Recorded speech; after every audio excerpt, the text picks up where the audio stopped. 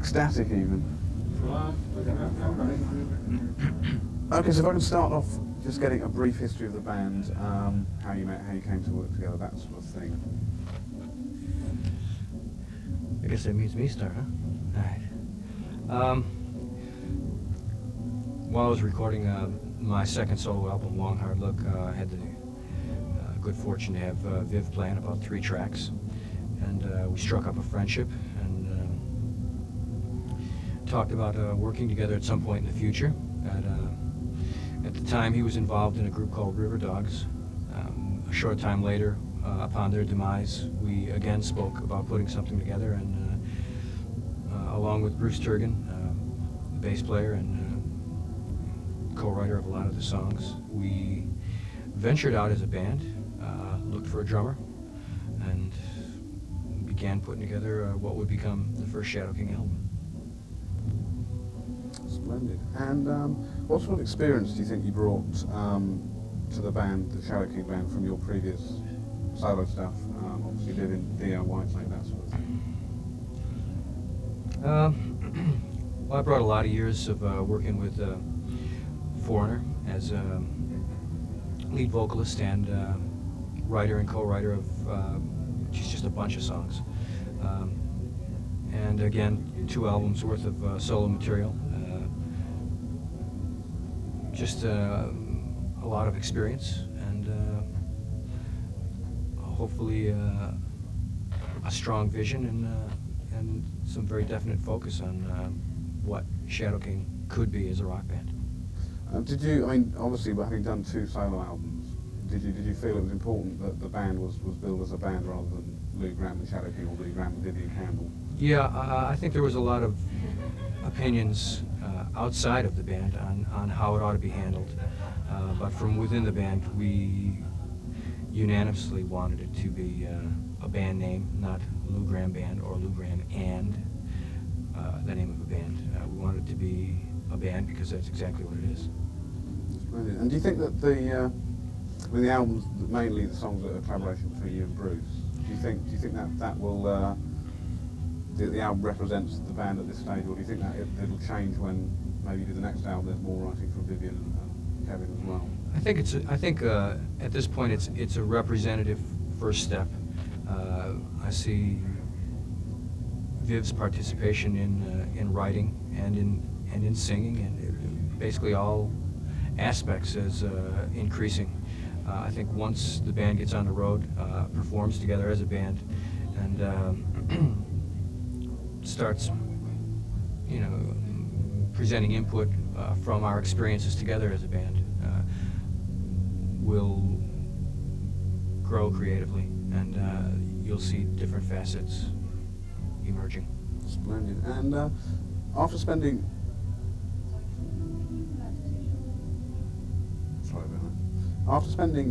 all these you did in obviously very famous and influential bands, do you ever feel there's any pressure on you when you're doing the album to surpass what you've done before? I don't know. I kind of I feel like I have my own goals to achieve, and I try and keep them within reach, just out of reach maybe. I think that there'll always be some sort of comparison with things I've done in the past, mainly Foreigner. But I'm very proud of, my participation in that band. But let's turn the page. We're on to something new. If I can ask a few questions about the album now. After hearing the River Dogs album, which was the last thing Viv did before this album, and your Long Hard Look album, I was a bit surprised that I don't know what the word is, perhaps I thought Viv's guitar playing was a bit subdued on the album. Do you think that's a fair comment? There wasn't as much guitar playing as maybe I've heard in the past. Well, when I listened to the River Dogs record now, I think I overplayed, because the River Dogs record was really something that I wanted to do because it was a departure from Dio and Whitesnake. It was a rock band that had a hard edge. It was guitar driven, but it wasn't a heavy metal band. It was very song oriented and blues influenced, and But while I was making that record, I kind of wanted to turn the corner, but I didn't want to turn the whole way, so I had a tendency to overplay. And now, when I listen to the record, it sounds a little bit overdone to me. So I'm very cognizant about, what's appropriate for the song. And in the case of Shadow King, it's the songs are basically all very melodic, just with a guitar edge. And so if anything, I'd rather be understated than overstated, particularly for this first record. I think, as you'll find tonight when we play live, I probably play a little bit more aggressively. And I'm sure I will on the next record. I don't consider that I really was too subdued on the record. There's maybe one or two songs where I tended to cater to the lesser rather than the more school of thinking. And it's just a question of what's appropriate for the record and what's appropriate for the band. Splendid. Can I check, is that t-shirt all right? You want to move that? It needs to be restart.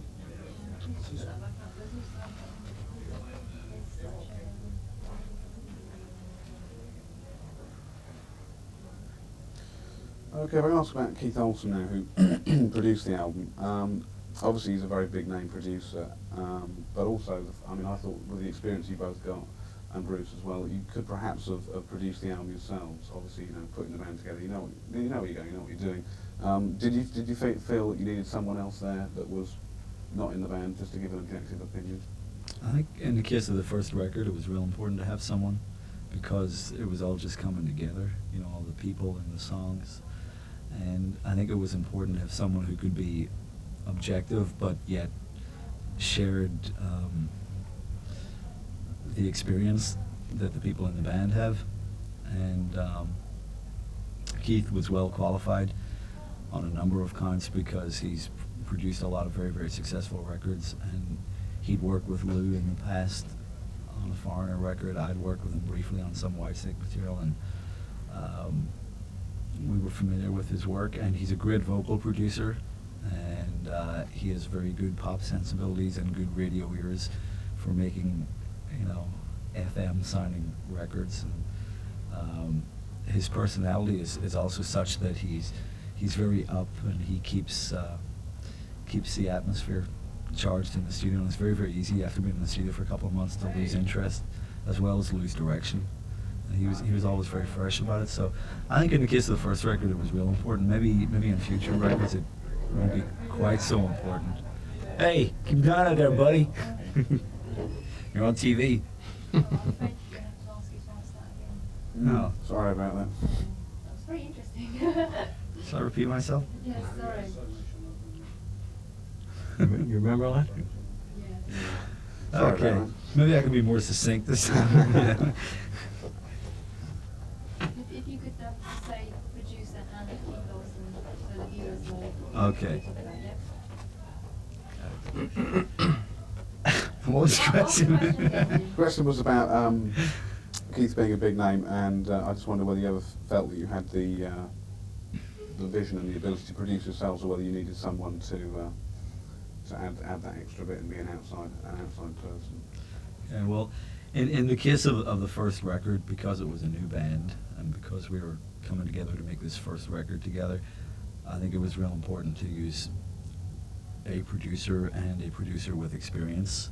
And Keith Olsen was qualified on all counts because Lou had worked with him previously, as had I, and he has a reputation for producing good radio quality records and successful records, and he's a great vocal producer, he's a great engineer, he's very, very musical,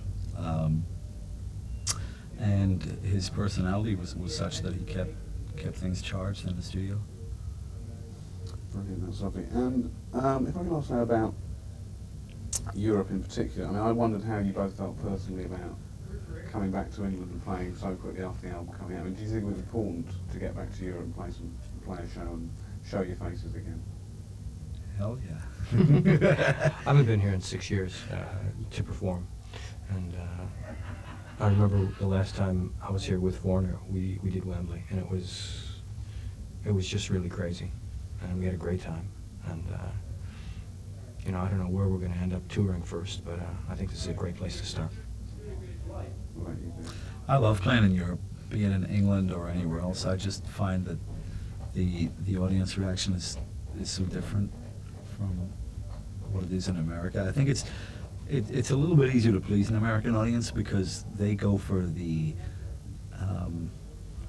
I think they just purely go for the night out. At least it's my experience in some of the bands I've been associated with, that I feel that you play an arena to 10 or 15,000 people, and people are responding to the event more so than to the band. And I think it's also been my experience playing in Europe that European music fans are much more critical of the music and much more aware of the history of the band and the music that the band makes, and more so than just some place to go on a Friday night.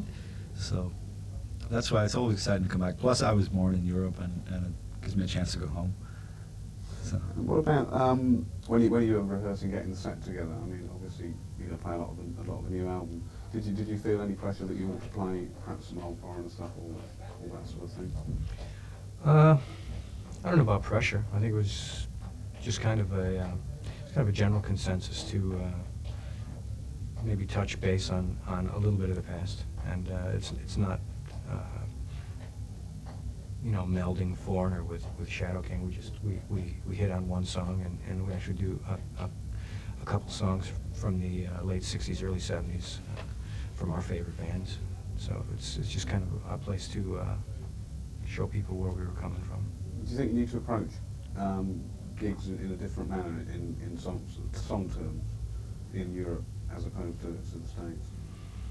We don't have a lot of leverage. There's not a lot of variables there. We have our album and a few other things, and that's it. But you know, it's not aimed at any particular audience. We're pretty confident it'll go down anywhere. Anyone with ears would do. Great. And I was going to ask about the lyrics now a bit. I mean, having read all the lyrics, it seemed that relationships feature fairly heavily on topic-wise on the content. I mean, do you ever feel that you need to move away from that subject and it gets a bit overdone, a bit tired? I don't think that this album overdid it at all. I think there's it's probably 50-50 on just expressing emotions, not having to do with the relationship, commenting on the state of the world, reflection on oneself, like the song "Boy" is just, you know, this is what I am, take it or leave it. I don't think there's an overkill in the love relationship. We hit on that a couple times, and that's about it. And I want to ask about one song in particular that interested me, which was I think it's the only song that you wrote with Vivian, which was "Russia." I wondered whether that was actually written about a political sort of thing, or what the inspiration behind that song was. I think the guitar line was actually so haunting, and the mood of the song very ethnic, that it can either be interpreted as a personal relationship or a call to Mother Country. It's really wide open. It works anyway.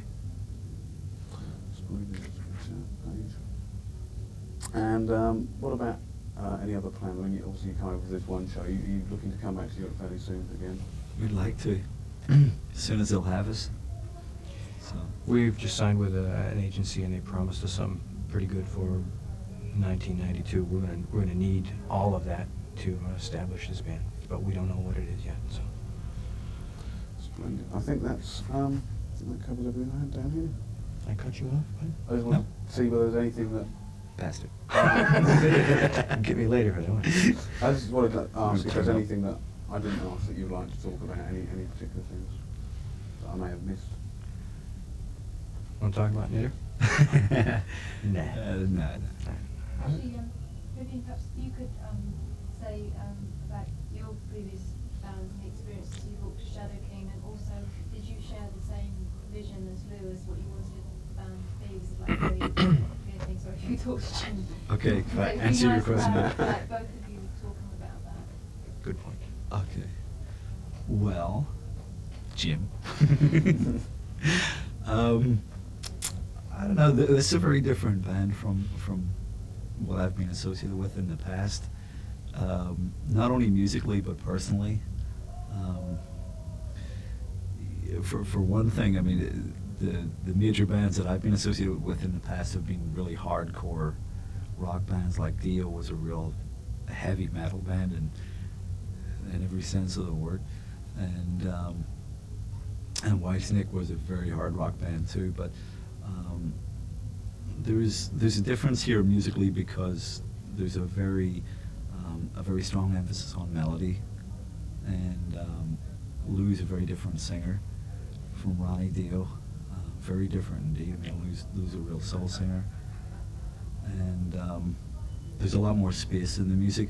And as I said before, with the River Dogs, I was trying to musically move into something that was different for me. I still want to play guitar, and I still want to challenge myself as a guitar player, but I felt more comfortable playing in a blues style and going for a less is more approach. And so I don't really know. I guess to this band I brought an edge more than anything else. You know, I'm probably the heavy-handed one. You know, I'll be the one who's going to be too loud. You know, or A threat. no. But other than that, I'm the funny one.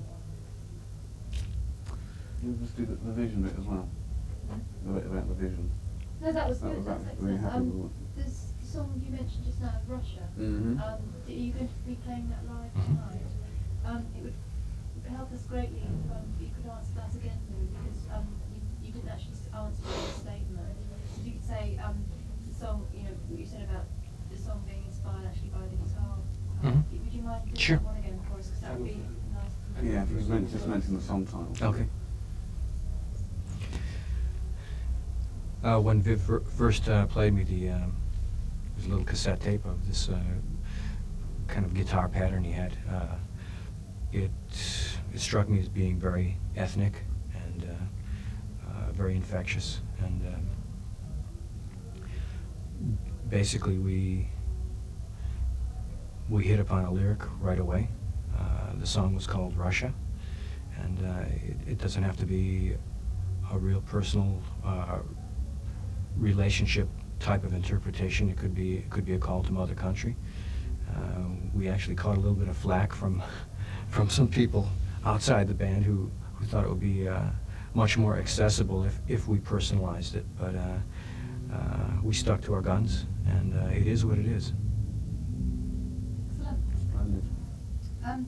Now, there's just a couple of other things we'd like you to be involved with. We're doing our end of the year. That's- Doing this gig. Oh. Jesus Christ. Hey? Chair's collapsing under this one.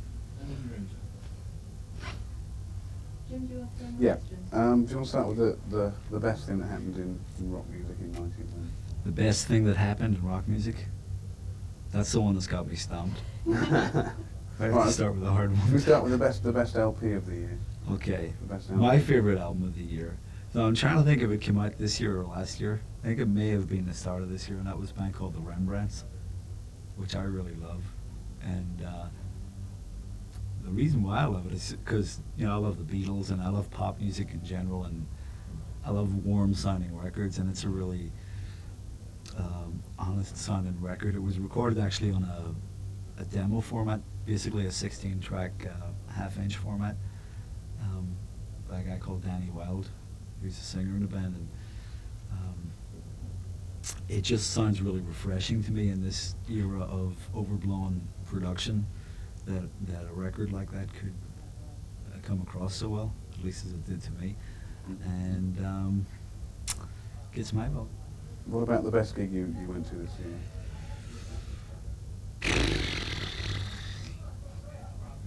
Gee, the River Dogs. I went to see the River Dogs a couple of weeks ago. I swear to God, I went to see the River Dogs a couple of weeks ago, and they were great. They were really outrageous. They got a bunch of new songs. They got a new drummer. They just got their act together, and they sounded very impressive. And I'm sure I've seen a lot of other gigs. I go to see a lot of bands and stuff. I can't remember offhand, but that's certainly in the last few months, that's been one that took me by surprise because I really didn't expect it to be that good.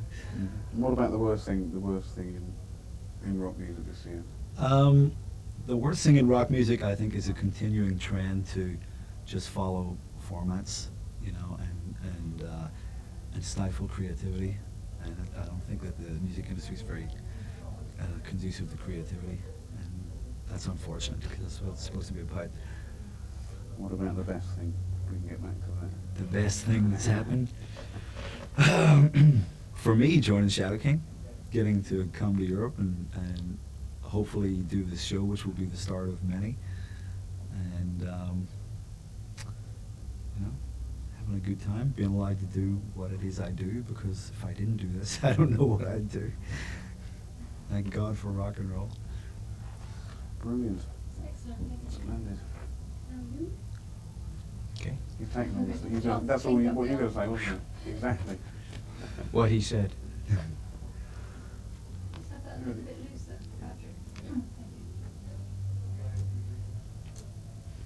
you. Okay. Okay, so we'll start off with the best album of the year. What do you think the best album of the year? I have to say the Metallica album, and I've never been a fan, really. I've tried to like them for years, and I haven't.